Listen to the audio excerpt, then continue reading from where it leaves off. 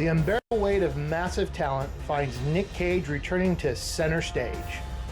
But what has the national treasure been up to? Let's find out.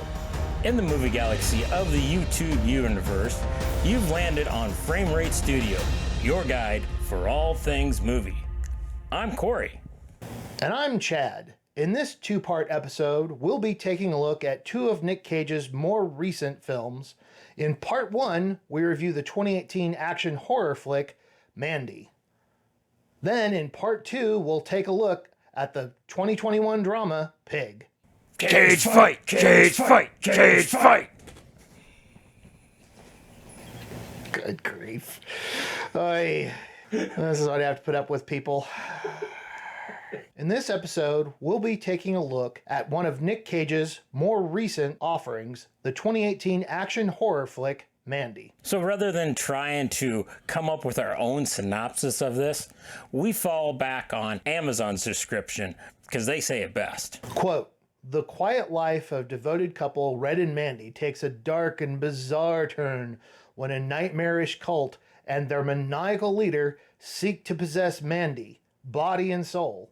A shocking assault on the innocent pair leads to a spiraling, surreal, bloody rampage of all-out, mind-altering vengeance." End quote. Spiraling, surreal, bloody rampage of all-out, mind-altering vengeance. Let me translate that for you. What would happen if Rob Zombie and Jimi Hendrix got together and made a movie? Here's what I want to say right off the bat about it.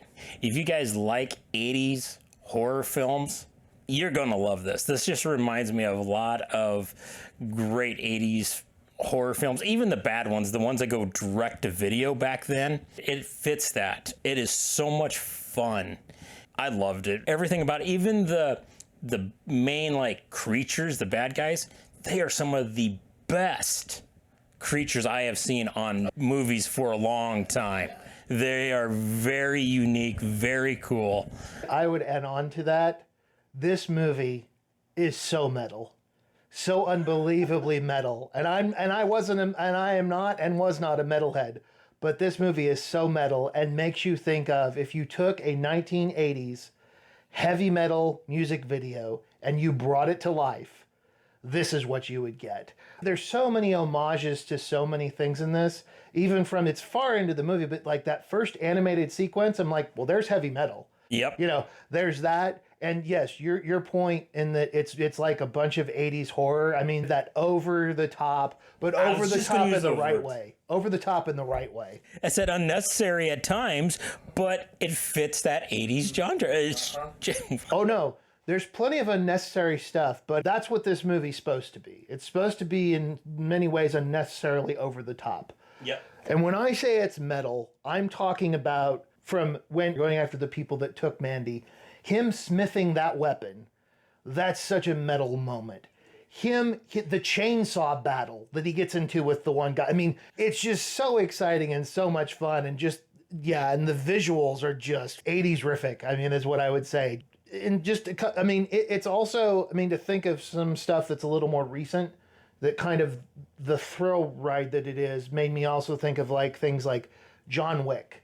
It had some feelings in ways in the way they do the visual and things like that of Kubrick. Made me think of the Mad Max movies. Made me think of very much throughout this whole thing. And part of it is because it takes place in the Pacific Northwest, but it made me think so much of Twin Peaks as well. And that also can get into Twin Peaks was a very weird show in certain ways. Interesting, but weird. And that's why it very much made me think. It felt like an homage to so many different things in so many different ways. It just did a good job of just combining it all. And I've never watched Twin Peaks, but I saw plenty clippets. Well, there's some moments that very much make you think of, like, you know, there's moments in Twin Peaks of the Red Room thing that ties in just, you know, what's happening that's bad. And the visuals on this very much, there's a certain color palette used depending on exactly what is going on at that point in time in the movie. The music, the sounds, and the visual effects, I thought this was a perfect movie for an Oscar. For special effects, for music, but It did not get the chance to be nominated because of rules. Stupid rules and regulations. I want to read this. It comes out of IndieWire.com. Here is what IndieWire says must be the situation.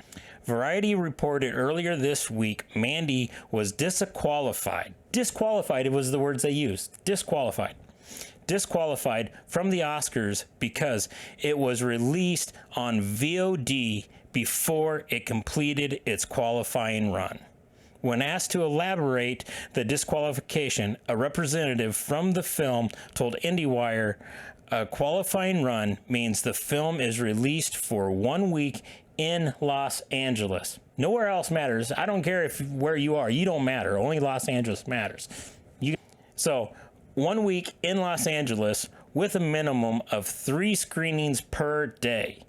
Mandy became available on VOD before the completion of its 1 week run and was deemed ineligible as a result.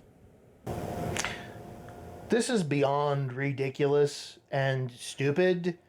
That makes absolutely no sense. But it now at least explains why for so many Netflix and HBO Max originals and Amazon Prime movies, why they say they're going to release on both Netflix and in theaters. Because that's what I'd always wondered. It's like, why would your Netflix, who really is going to go, I can watch it essentially for free, or I can go to the movie theater and pay an exorbitant amount of money? It's because of a stupid rule. This is why the Oscars become less and less relevant every year as they go on, because of rules like this. So yeah, that was just something I had to point out. Because you're right. This is a gorgeous movie. From beginning to end, the visual style, it's not like they stumble at any point. The visual style is the same. The music absolutely drives this movie. When it first started, I was kind of like, I don't know about this. I mean, you get why it's this way once you get into it. But when you first start it, you're like, huh? But that it does make sense and that it is consistent because the movie starts, or not really starts, but it's near the beginning of the movie, there's that sunrise, then it happens again at the end. And the look is very, very consistent between both. So it's consistent from beginning to end with that. Viewing it as a piece of art, yeah, I mean, I can't say enough. As much as I'm hyping on this thing and everything, it has a very slow start. Just building the relationship through them, I think they went too far on it. I figured more of a 10-minute pace to it, and that would be enough. I like that. I kind of like that slow and methodical way they were doing things at the beginning to really set things up. And it kind of gives that good contrast when it goes into the nonstop action pace later on. I thought that was a good, it's really highlighting that they've got this wonderful life, this quiet life together. Just some of that type of stuff. There's a scene where she comes out of that lake and walks up to him, and it just sits on him watching her come out and then her standing there. And it's like, okay, so they're looking at each other. But like you said, once it got going, buckle up. Buckle up. Now, I mentioned that the special effects, the music, and everything needed an Oscar. Now, the acting is not Oscar worthy. It's okay, but Nic Cage's acting, he did well. I will say that. But I don't think it was Oscar worthy, because what I saw was Face Off. He gave a lot of those psychotic, crazy eyes when he went mad and everything. That's what I loved about it. Yeah, I don't know that I can agree with you on that. I thought Nic Cage's acting was pretty spot on. When he's breaking down after that major event that happens, that really was conveying true grief. I mean, that was just a fantastic job. Yeah, you're talking about one scene. I will agree with that. But you take the whole movie, you can't give an Oscar for one scene unless they say Oscar-worthy scene. This award goes to an Oscar-worthy scene, such as like MTV used to do with Best Kiss, that they would do for their things. Okay, that's one scene. What did the actor do rest the way through? I will give you that that is just one scene, and I don't think you can give an Oscar for just that scene. But I think there's points in this where we've come to expect a certain amount of, because of the movies that most everybody's watched, the big budget stuff, The Rock, Con Air, things like that, stuff that we loved when we were growing up, and back in high school and stuff, he had those over the top moments, those, and him kind of going off, I'm Nic Cage, that type of thing. I'm Nick Friggin'! Whoa, okay! For the unbearable weight of massive talent, what he's like in that, and it's playing up to that. And I thought when he is over the top, it makes sense. So I don't know, but I will give you this. Is it an Oscar-worthy performance? Well, one, we already kind of talked about the Oscars. I don't even know what an Oscar-worthy performance is anymore. If I'm being 100% honest, is it Oscar-worthy? No. I just think I found more to pull out of it that I liked out of his acting than you did. Besides that, I liked his character was awesome. With you saying what you're saying about his smithing of that weapon, it looked like a Klingon battle axe, is what it looks like. Yeah. And then the demeanor he takes on, I wrote down here, I said, Nicolas Cage's character was a cross, how did I put it? Is what Daryl from The Walking Dead would be if he was a Klingon. Okay, then. Carrying that battle axe. Yeah, okay. He got a crossbow from someone. Oh, yeah, he did. He got that off. Right.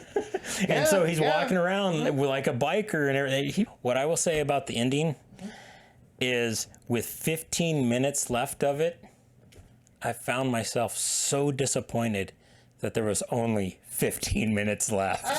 Oh, okay. I'm like, dude, this is so much fun. Nice. You can't stop and keep it going. Come on. Because when he actually gets on his rampage, some of the baddies and everything, he goes through them really quick. And you're kind of like, oh, come on. And then there is also the double disappointment, because there was that disappointment of I'm wanting more, but then there was the disappointment of the final kill. I was just kind of like, that's not satisfying. I actually found the ending fairly satisfying. Was the ending as fast as the rest of the movie? No. I mean, the very ending. It does. It's been going on. It's been going 1,000 miles a minute, and all of a sudden it just kind of slows down. But I could see where somebody like, really? But I'm with you. Yeah, you're looking at this. It's like, yeah, I want there to be more. I wanted there to be more bad guys for him to have to take on in all these very interesting ways. Yeah, I mean, it's fun to watch, and the way he does it, and the way they have him do it, and just once again, I think you're getting from both of us. This is a lot of fun. So my final thoughts here. This, I definitely say, has its Oscar-worthy moments and should have had it if it just didn't get screwed over by the stupid rules. Second thought is, if you like the series Stranger Things and you like 80s horror movies, sit down and watch this. It is a slow starter, and the ending was disappointing, but I am 100% willing to go back and rewatch this whole thing. It's just, even all the greatness makes up for that. Two ends. You just enjoy the center. And then my last thing is the creatures, some of the best. So, my final thoughts. This is an acid-fueled fever dream of a movie. It is one hell of a fun ride. Once it gets started, nonstop fun, nonstop action, just a great time. I don't know if it was good, but it was definitely interesting. Yeah. That's what I would say. I know Corey has his feelings about the way it started, but my feeling about that is it takes its time and it builds the proper amount of suspense. So you get that something's coming, something's going to happen. I think this is maybe Nic Cage not at his best, but pretty good. I think he's really good in this. And then it's a work of art from start to finish. This is just a beautiful piece of artwork. It's an 80s heavy metal music video come to life. Like I said, my feeling is it was very much came across as like an homage to Twin Peaks. I'm feeling like this is going to be the highest rating one we've had total. So for me, I gave it as a straight up 80. I loved everything about it. As far as for me, I gave it a 73. I think the rewatchability can be a little low because of its slow nature in the beginning. I think it sometimes can be not as rewatchable. So I dinged it a little bit for that. Yeah, maybe I was a little hard on it. Obviously, by your look, you think I was. So what do you think? Do you think we got this right? Or are we both in the green room tripping with Jimmy? Okay, just let us know what is wrong with us if that's the case, all right? Also, make sure to do all those YouTube things we're always asking you to. Subscribe, like, share it with the world. Hit that notification bell, and you can be notified the next time we release an episode. And as always, the cast of Frame Rate Studio thanks you for joining us on our trek through the movie galaxy of the YTU. In the green room, tripping with Jimmy. Don't know what this was. Yeah.